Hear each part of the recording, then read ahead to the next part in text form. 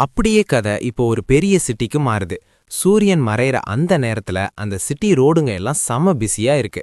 நம்ம ஹீரோ சுத்தி முத்தி ஷார்ப்பா பார்க்கறான். அவனுக்கு தம் பழைய உலகத்துல இருந்த மத்த மனுஷங்களோட ஞாபகம் வருது. கொஞ்ச நேரத்துல அந்த ஊர்ல இருக்கிற முரீம் ஆளுங்க ஒருத்தரோட ஒருத்தர் பேசிக்கிட்டு இருக்கிறத பார்க்கறான். அந்த ஊரோட ஷாப்பிங் ஏரியா வழியா நடந்து போகும்போது பார்க்கவே ஏதோ ஒரு பெரிய உயிரினம் மாதிரி இருக்கேன்னு ஹீரோ நினைக்கிறான். அவன் அண்ணன் ஹான் அந்த இடத்த ஆச்சரியமா சுத்தி பார்த்துட்டு வரான். திடீர்னு முன்னாடி எதையோ பார்த்துட்டு வெள்ளை ட்ரெஸ் போட்ட ஒரு பெரியவர்கிட்ட போய் இதுதான் அந்த பீக்கிங் ஓபேராவான்னு கேட்குறான். அந்த பெரியவர் இவனை ஒரு லுக்கு விட்டுட்டு, யார்ரா இந்த வில்லேஜ் பையன், நிஜமாவே நீ ஓபேராவை இப்ப நான் முதல் தடவை பார்க்கறியான்னு கேட்குறாரு. ஹான் ஒரு பெரிய சிரிப்போட, ஆமா நான் பேங்க்ல இருந்து வரேன்னு சொல்றான். அதை கேட்ட அந்த பெரியவர், ஓ நீ ரொம்ப தூரத்துல இருந்து வந்திருக்க போலையேன்னு சொல்றாரு. இதையெல்லாம் சிரிச்சுக்கிட்டே பார்த்துட்டு இருந்த நம்ம ஹீரோ, இங்க இருக்கிறவங்க யாருமே தெரியாதவங்க கிட்ட பேசக்கூட கூச்சப்பட மாட்டேங்கிறாங்களேன்னு நினைக்கிறான். அவனும் அந்த பெரியவர்கிட்ட போய் நானும் அங்கிருந்து தான் வரேன்னு சொல்றான். 2 வில்லேஜ் பசங்க ஒன்னா வந்ததை பார்த்து அந்த பெரியவர் ஆச்சரியப்படுறாரு. அங்க இருக்கிற அந்த காகித பூக்களுக்கு நடுவுல ஒரு கொடி அப்படியே ஆடுது. அங்க 2 ஆக்டர்ஸ் சண்டை போடுற மாதிரி காட்டுறத பார்த்த ஹியான், அது ஒரு அக்வாமெரின் டெமான் அப்புறம் செலஸ்டியல் ஸ்வாடுன்னு சொல்றான். ரொம்ப சந்தோஷமா முன்னாடி பார்த்துக்கிட்டே நம்ம ஹீரோ யோசிக்கிறான், இவங்க காட்டுறது அந்த நமாங் கிளான் லீடர், அதாவது அந்த ஹெவன்லி ஸ்வாட் நமான் சூவோட கதை போலயே அனூயி ஊர்ல இருக்கிற மக்களுக்கு இவர் ஒரு பெரிய ஐடல் மாதிரின்னு நினைச்சுக்கிறான். அவனோட அண்ணனும் அந்த ஹெவன்லி ஸ்வாட பார்த்த குஷில ரொம்ப ஆச்சரியமா பார்த்துட்டு இருக்கான். அப்போ அந்த ஆக்டர்ஸ் பயங்கரமா சண்டை போட்டு நடிச்சிட்டு இருக்காங்க. திடீர்னு ஒருத்தன் ரொம்ப குறும்புத்தனமான சிரிப்போட வரான். சம கெத்தா ஒரு லுக்கு விட்டுட்டு, நாம இங்க வரும்போதெல்லாம் இவங்க இதையே தான் திரும்ப திரும்ப காட்டுறாங்கன்னு நக்கலா சொல்றான். அந்த ஹெட்பேண்ட் போட்டவனை நம்ம ஹீரோ ஒரு மாதிரி அதிருப்தியோட பார்க்கறான். அப்போ பச்சான்னு ஒரு பெரியவர், நிஜமாவே அந்த அக்வாமெரின் டெமான் ஹெவன்லி டெமான் கிட்ட தோத்து போகலையே, கிரானிக்கல்ஸ் ஆஃப் த ஸ்ட்ராங்கஸ்ட் மாஸ்டர்ஸ்ல என்ன போட்டிருக்குன்னு தெரியுமான்னு கேட்கிறாரு. அதுக்கு அந்த திமிரு பிடிச்சவன், நீ என்ன லூசா, இந்த மாதிரி தோத்து போனவங்களோட கதையெல்லாம் அந்த புக்ல போடுவாங்கன்னு நீ நினைக்கிறியான்னு கேட்கிறான். இவங்க பேசுறதை கேட்டு மத்தவங்களுக்கு எல்லாம் சம காண்டாகுது. யாரா இவனுங்க இவ்ளோ திமிரா பேசுறாங்கன்னு எல்லாரும் பாக்குறாங்க. ஆனா அவங்க ட்ரெஸ்ல அந்த பேட்டர்னை பார்த்த உடனே அங்க இருந்தவங்க எல்லாம் அப்படியே ஷாக் ஆயிட்டாங்க. ஐயோ இவனுங்க அந்த செயல் குரூப் ஆளுங்கப்பா அப்படின்னு தெரிஞ்ச உடனே பயத்துல எல்லாரும் முகத்தை திருப்பிக்கிட்டு அங்க இருந்து கிளம்ப பாக்குறாங்க. அந்த ஒயிட் ட்ரெஸ் போட்ட பெரியவரும் பதட்டமா சைட்ல பாக்குறாரு. ஆனா நம்ம ஹியான் கோவத்துல அப்படியே கொதிச்சு போயிட்டான். என்னடா உளறிட்டு இருக்கீங்கன்னு கத்துறான். அவன் கோவப்படுறத பார்த்து நம்ம ஹீரோக்கு பயங்கரமான ஃபியர் வந்துருச்சு. அந்த சால் கிளான் ஆளு ரொம்ப மிரட்டுற மாதிரி நேரா பார்த்துக்கிட்டு, யாரா நீன்னு கேட்குறான். ஆனா நம்ம அண்ணன் ஹியான் கையில அந்த புக்கை வச்சுக்கிட்டு, நான் தான் இந்த ஷாங்கு ஹிஸ்ட்ரியோன பெரிய எக்ஸ்பர்ட்னு கெத்தா சொல்றான். அந்த அக்வாமெரின் டிமானை கொன்னது அந்த ஹெவன்லி தண்டர் ஸ்வாட் வாரியர் தான், இதுல யாருக்கும் எந்த டவுட்டும் வேணான்னு ஆணித்தரமா சொல்றான். அப்படியே அந்த வாரியரோட உடம்புல இருந்த அந்த சிவப்பு தழும்புகளை பத்தி விவரிச்சுக்கிட்டே, அவர் திடீர்னு மறைஞ்சு போய் 1/2 வருஷம் கழிச்சு திரும்பி வந்தப்போ அவரோட உடம்புல கைரேக வடிவில் அந்த சிவப்பு அடையாளங்கள் இருந்துச்சு. அதை எப்படி நீங்க விளக்குவீங்க? அது அந்த ஹெவன்லி பிளட் அப்சார்ப்ஷன் டெக்னிக் தானே? நீ கேள்வி மேல கேள்வி கேட்குறான். தன் கையை இறுக்கமா மூடிக்கிட்டு, அவ்வளவு பெரிய காயங்களுக்கு அப்புறமும் அவர் எல்லா கஷ்டத்தையும் தாங்கிட்டு உயிரோட திரும்பி வந்தாரு. இது இந்த அணுயி ஊர்ல இருக்கிற எல்லாருக்குமே தெரியும்னு அண்ணன் சொல்றான். இதை கேட்டதும் அந்த சால் கிளான் ஆளு எதுவுமே பேசாம முகத்தை திருப்பிக்கிட்டான். அண்ணன் ரொம்ப சீரியஸா, நான் அந்த பெரிய அறிவாளி செகல் யுவானை மதிக்கிறேன், ஆனா அவங்களும் மனுஷங்க தானேன்னு சொல்றான். இது எல்லாம் ஹீரோ ஆச்சரியமா பார்த்துக்கிட்டு, இவன் நிஜமாவே இந்த முரிம் நாவல்களுக்கு ஒரு பெரிய ஃபேன் போலையேன்னு நினைக்கிறான். அதே சமயம் இவன் சண்டை போடுறது அந்த 5 பெரிய சிட்டியில ஒன்னான சால் கிளான் கூடங்கிறத நினைச்சு ஹீரோக்கு கொஞ்சம் கவலையா இருக்கு. அந்த சால் கிளான் ஆளு கையை கட்டிக்கிட்டு, அப்போ அந்த தண்டர் ஸ்வாட் வாரியரும் அந்த நம்கன் கிளான் வாரியர்ஸும் பொய் சொல்றாங்கன்னு சொல்றியான்னு மிரட்டுற மாதிரி கேட்குறான். அந்த பேண்டேஜ் போட்ட ஆளு கையை முன்னாடி நீட்டி, இந்த மாதிரி வதந்திங்க வர்றதால தான் எங்க ஓனர் மிஸ்டர் உன் அந்த ஹெவன்லி வாரியரை உண்மையை தெரிஞ்சுக்க சாவே மேனருக்கு கூப்பிட்டாரு. ஆனா அந்த நம்கன் ஃபேமிலி வர்றதுக்கு மறுத்துட்டாங்கன்னு சொல்றான். இதை கேட்டதும் ஹியான் அப்படியே வாயடிச்சு போய் நிற்கிறான். அவனுக்கு என்ன சொல்றதுனே தெரியல. அந்த சால் கிளான் ஆளு ஒரு நக்கலான சிரிப்போட, உங்க மாஸ்டருக்கு எப்படி தெரியும் அவர் அந்த டெமோனை சண்டை போட்டு ஜெயிச்சாரா இல்ல அடிபட்டு மயங்கி விழுந்துட்டு அப்புறம் வீட்டுக்கு திரும்பி வந்தாரான்னு யாருக்கு தெரியும்னு கேட்குறான். ஹியான் சம காண்டாகி, இப்ப என்ன சொன்ன நீன்னு கோவமா கேட்குறான். ஆனா அந்த ஆளு விடாம, உங்க லார்ட் அந்த டெமான் தலையை வெட்டுறத நேர்ல பார்த்தாரா இல்ல எங்கேயாவது செத்தவன் தலையை யார் வேணா வெட்டலாமேன்னு சொல்லி சிரிக்கிறாரு. இதை கேட்டதும் அந்த சால் கிளான் ஆளு பயங்கரமான கோவத்தோட முன்னாடி வரான். நீ சாதாரண ஆளா இருக்கலாம், ஆனா பேசுற வார்த்தைய கவனிச்சு பேசுன்னு மிரட்டுறான். ஹீரோக்கு இத பார்த்த உடனே செம ஃபியர் ஆயிடுச்சு. நிலைமை கைமீறி போகுதுன்னு புரிஞ்சுக்கிட்டு டக்குன்னு முன்னாடி ஓடி வந்து அண்ணனுக்கு முன்னாடி நிக்கிறான். அந்த ஆளுங்க கிட்ட, ப்ளீஸ் இவன் சொல்றத சீரியஸா எடுத்துக்காதீங்க, இவனுக்கு கொஞ்சம் புத்தி கம்மி, எங்க வீட்லயே இவன் அவ்வளோ அறிவாளி கிடையாதுன்னு சொல்றான். நாங்க கிளம்புறோம், இவன் வீட்டை விட்டு ஓடி வந்துட்டான், இப்ப வீட்டுக்கு போய் பெட்ஸ் கூட விளையாட வேண்டிய டைம் ஆயிடுச்சுன்னு சொல்லி அண்ணனை இழுத்துக்கிட்டு அங்கிருந்து எஸ்கேப் ஆக பார்க்கறான். அண்ணன் ஹியானுக்கு செம்ம கோவம் வந்துடுச்சு. உனக்கு என்ன லூசான்னு கேக்குறான். ஆனா நம்ம ஹீரோ டக்குன்னு அவன் வாயை புத்தி நாம போய் விளையாடணும் வான்னு சொல்லி அங்கிருந்து கூட்டிட்டு வந்துட்டான். அந்த சிட்டி ஃபுல்லா பூக்கள் அப்படியே காத்துல பறந்துகிட்டு இருக்கு. அப்படியே கதை இப்போ அந்த சைனீஸ் லேண்டன்ஸ் தூங்குல ஒரு வீட்டுக்கு மாறுது. ஹீரோ தன் தலையில கை வச்சுக்கிட்டு, யாரா நீ, எந்த பிரச்சனையும் பண்ண மாட்டேன்னு என்கிட்ட ப்ராமிஸ் பண்ணிட்டு இப்ப இப்படி பண்றேன்னு கேக்குறான். அண்ணனை ஒரு மாதிரி அதிருப்தியோட பார்த்துட்டு, நல்ல வேளை அது மார்க்கெட், கூட்டம் அதிகமா இருந்தனால தப்பிச்சோம், நிஜமாவே உன்னை காசு கொடுத்து ஊருக்கே அனுப்பி வச்சிருக்கணும்னு சொல்றான். இத கேட்டுட்டு அண்ணன் பற்களை கடிச்சுக்கிட்டு வேணான்னு சொல்றான். ஹீரோ விடாம, ஒரு ஆம்பளையா நீ கொடுத்த வாக்க காப்பாத்தவே இல்ல, சிட்டிக்குள்ள கால் வச்ச அடுத்த செகண்டே அந்த சேல் ஃபேமிலி கூட சண்டைக்கு போயிருக்க, கையில இருக்கிற ஒரு மரக்கட்ட ஸ்வாடையும் அந்த எனர்ஜியும் வச்சுக்கிட்டு அவங்கள எதிர்த்துடலாம் நினைச்சியான்னு கேக்குறான்.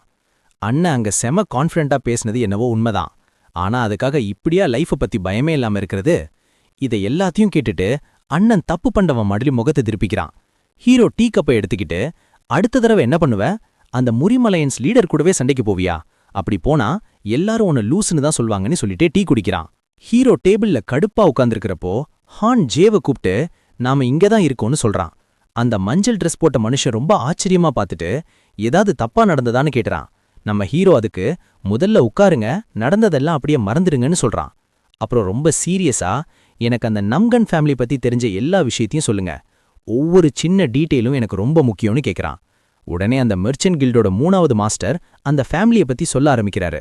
அப்போ அந்த லார்ஜ் முழுக்க ஹீரோவோட சத்தம் எதிரொலிக்கிற, நான் ஆல்ரெடி ஜங்கு ஹிஸ்டரி புக்ல இருக்கிற எல்லாத்தையும் படிச்சுட்டேன், இன்ஃபர்மெண்ட்ஸ் மூலமா கிடைக்கிற எல்லா நியூஸையும் தெரிஞ்சுக்கிட்டேன்.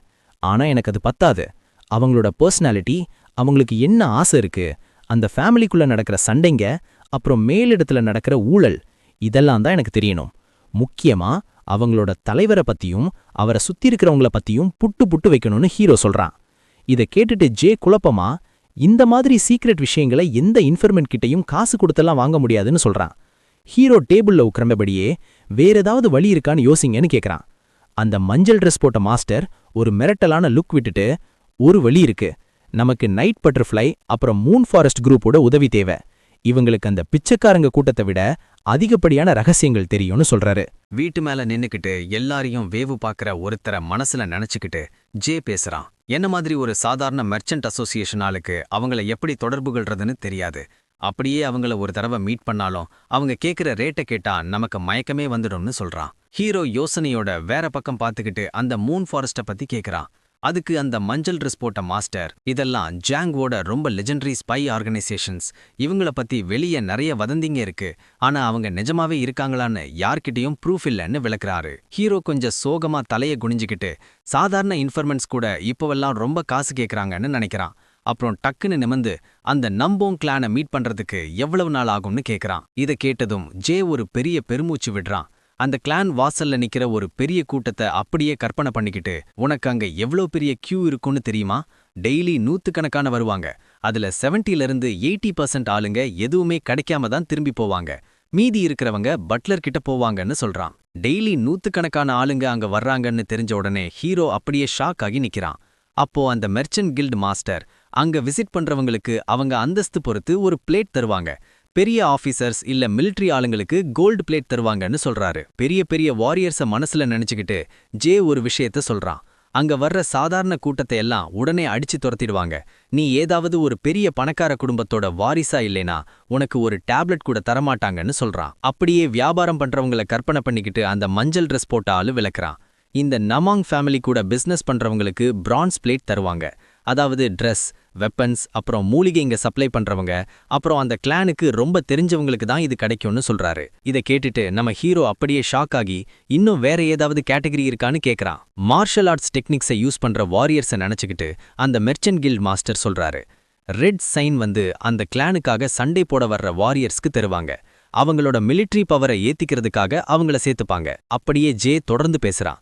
கடைசி கேட்டகரி பிசினஸ் பண்ண வர்றவங்க, அப்புறம் உதவி கேட்டு வர்றவங்க, இவங்களுக்கெல்லாம் ப்ளூ சைன் தருவாங்கன்னு சொல்றான். வேற பக்கம் பார்த்துக்கிட்டு நம்ம ஹீரோ இந்த கோல்ட், சில்வர், பிரான்ஸ், ரெட் அப்புறம் ப்ளூ பிளேட்ஸ பத்தி யோசிச்சு பார்க்கறான். கடைசியில இருக்கிற அந்த ப்ளூ பிளேட் தான் நமக்கானதுன்னு அவனுக்கு புரிஞ்சிடுச்சு. ஒரு பெரிய பெருமூச்சு விட்டுட்டு அந்த மஞ்சள் ட்ரெஸ் போட்ட ஆளு, இந்த விஷயத்துல நம்ம நிலைமையும் ஒன்னும் அவ்வளோ பெருசா இல்ல, நம்ம ஃபயர் டிராகன் மெர்ச்சன்ட் பார்ட்னர்ஷிப்பும் மத்தவங்க மாதிரி அந்த ப்ளூ டேப்லெட்டை தான் வாங்குவாங்க. என்னோட அப்பா அங்க இருக்கிறவங்கள பாக்குறதுக்காக ஒவ்வொரு தடவையும் 1 மாசம் வரைக்கும் வெயிட் பண்ணுவாருன்னு சொல்றான். இதையெல்லாம் கேட்டுட்டு கைய ஒன்னா சேர்த்து வச்சுக்கிட்டு நம்ம ஹீரோ யோசிக்கிறான். இவனுங்க தங்கள ரொம்ப பெருசா நினைச்சுக்கிறாங்க போல, இவங்கள அவ்வளவு சீக்கிரம் மீட் பண்றதுக்கு வழியே இல்லையேன்னு நினைக்கிறான். மார்ச்சன்ட் கில்ட் மாஸ்டரை பார்த்து ஒரு கும்பிடு போட்டுட்டு சொன்னதுக்கு ரொம்ப தேங்க்ஸ்ன்னு நம்ம ஹீரோ சொல்கிறான். அதுக்கு அவரு என்னால் நேரடியாக உதவி பண்ண முடியலையேன்னு சாரி கேட்டுட்டு இப்போ அடுத்து என்ன பண்ண போகிறேன்னு கேட்குறாரு. நம்ம ஹீரோ ரொம்ப செல்ஃப் கான்ஃபிடென்ஸோட நான் நாளைக்கே போய் அந்த நாம்பாங் கிளான் கிட்ட இருந்து டேப்லெட்டை வாங்க ட்ரை பண்ண போகிறேன்னு சொல்கிறான். ஜே அவனுக்கு குட் லக் சொல்லிட்டு அங்கேருந்து கிளம்புறான். அந்த சைனீஸ் லேண்டர்ன்ஸ் தொங்குற அதே வீட்டில் கதை தொடருது. அடுத்த நாள் காலையில் சூரியன் வந்து அந்த பெரிய சிட்டி ஃபுல்லாக வெளிச்சம் தருது. அந்த வெளிச்சம் இவங்க இருக்கிற லாட்ஜ் வரைக்கும் வருது. பெட்ல இருந்து எழுந்திருச்ச ஹான் நான் மார்னிங் ஒர்க் அவுட் பண்ண போறேன்னு சொல்லிட்டு கிளம்புறான். ஹீரோ இப்பதான் கண்ணு முழிக்கிறான். அண்ணன் நிஜமாவே ரொம்ப ஹார்ட் ஒர்க் பண்றான்னு அப்பதான் அவனுக்கு தெரியுது. கரெக்டா அந்த நேரத்துல அந்த பிளட் ஸ்டோன் பயங்கரமா மின்னுது. அதுல இருந்து அந்த ஆன்செஸ்டரோட குரல் கேக்குது. எப்போ அந்த ஸ்வாடு டூமுக்கு போக போறேன்னு கேக்குறாரு. இதை கேட்டதும் ஹீரோ ஒரு மாதிரி கடுப்பா அந்த லாக்கெட்டை பார்க்கறான். நிஜமாவே நாங்க போயே ஆகணுமான்னு பெட்ல இருந்து எழுந்திருச்சுக்கிட்டே கேட்கறான். இதை கேட்டுட்டு அந்த யுங்கு ரொம்ப கோவமா, அந்த ஸ்வாடு டூமை கடக்காத எவனுக்கும் அந்த வித்தை வராது, இதையே நான் இன்னும் எத்தனை தடவை சொல்லணும்னு மிரட்டுற மாதிரி கேட்குறாரு. ஹீரோ ஒரு பெரிய பெருமூச்சு விட்டுட்டு, மாஸ்டர் மனுஷங்க கணக்குப்படி அந்த இடத்துக்கு போகவே 4-5 மாசம் ஆகும், அது ரொம்ப லாங் டைம். இப்போதைக்கு எனக்கு இந்த அணுயி ஊர்ல நிறைய வேலைங்க இருக்கிறத நீங்க புரிஞ்சுக்கோங்கன்னு சொல்றான். உடனே அந்த ஸ்வாடு மாஸ்டருக்கு செம்ம கோவம் வந்துருச்சு. வாய மூடு, என்னோட ஸ்வாடு மாஸ்டரியை இவ்வளோ அசிங்கப்படுத்துறதை என்னால் தாங்கிக்க முடியாதுன்னு கத்துறாரு. நான் தான் இந்த காட் ஆஃப் த ஸ்வாட். என்னோட மார்ஷல் ஆர்ட் ரகசியத்தை வெறும் வார்த்தையால் சொல்லி கொடுக்க முடிஞ்சிருந்தா நான் அதை ஒரு புக்காவே எழுதி என் வாரசுங்க கிட்ட கொடுத்துருப்பேன்னு சொல்றாரு. ஹீரோ ரொம்ப அப்செட்டா கீழே பார்த்துட்டு, அந்த புக் இருக்கிற இடம் கன்சு அப்புறம் ஷானி பார்டர்ல இருக்கு, அங்க போகணும்னா நான் 2 மாகாணத்தை தாண்டி போகணும்னு யோசிக்கிறான். அந்த பாதையோட மேப்பை மனசுல நினைச்சு பார்த்த ஹீரோ, எப்படியும் 5 மாசம் ஆகும், வழியில ஏதாவது திருடங்க வந்தாலோ இல்ல குதிரைக்கு அடிபட்டாலோ இன்னும் லேட் ஆகும், இதுக்கு நேரமும் வேணும் காசும் வேணும்னு கணக்கு போடுறான். ஆனா இன்னொரு பக்கம் அந்த ஸ்வாட் கிங்கோட மார்ஷல் ஆர்ட்ஸை கத்துக்க கிடைச்ச இந்த வாய்ப்பை மிஸ் பண்ணவும் அவனுக்கு மனசில்ல. ஹீரோ ரொம்ப சீரியஸா, என்னால எவ்வளோ சீக்கிரம் முடியுமோ அவ்வளோ சீக்கிரம் அங்க போறேன்னு சொல்றான். அதுக்கு மாஸ்டர் எப்போன்னு கேட்குறாரு. ஹீரோ கொஞ்சம் தப்பு பண்ணவன் மாதிரி முகத்தை வச்சுக்கிட்டு, இந்த நாம்பாங் ஃபேமிலி மேட்டர்லாம் முடிஞ்ச அப்புறம்தான் போக முடியும், அதுக்கு 1 மாசம் இல்ல 2 மாசம் கூட ஆகலாம், இப்போதைக்கு கன்ஃபார்மா சொல்ல முடியாதுன்னு சொல்றான். இதை கேட்டதும் சுங்கு ரொம்ப மிரட்டுற மாதிரி பார்த்துக்கிட்டு, இது ரொம்ப லேட்டு, பெரிய பெரிய குடும்பத்துல இருக்கிற பசங்கள்லாம் 5-6 வயசுலயே ட்ரைனிங் ஆரம்பிச்சிடுவாங்க, உனக்கு இப்போ 20 வயசு ஆக போகுது, உன் உடம்பு ஒரு மரக்கட்டை மாதிரி மொக்கையா இருக்கு, உன்னோட மெரிடியன்ஸ் எல்லாம் டைட்டா லாக் ஆகி இருக்குன்னு சொல்றாரு. திடீர்னு தன்னோட இன்னர் எனர்ஜியை ரிலீஸ் பண்ணிட்டு அந்த ஸ்வாடு மாஸ்டர், இப்படியே விட்டா வேலைக்கு ஆகாது, என்னோட ஸ்பிரிச்சுவல் எனர்ஜி செலவானாலும் பரவாயில்ல, நான் உன் உடம்புக்குள்ள புகுந்து சில விஷயங்களை செய்ய போறேன், ரெடி ஆயிக்கோன்னு சொல்றாரு.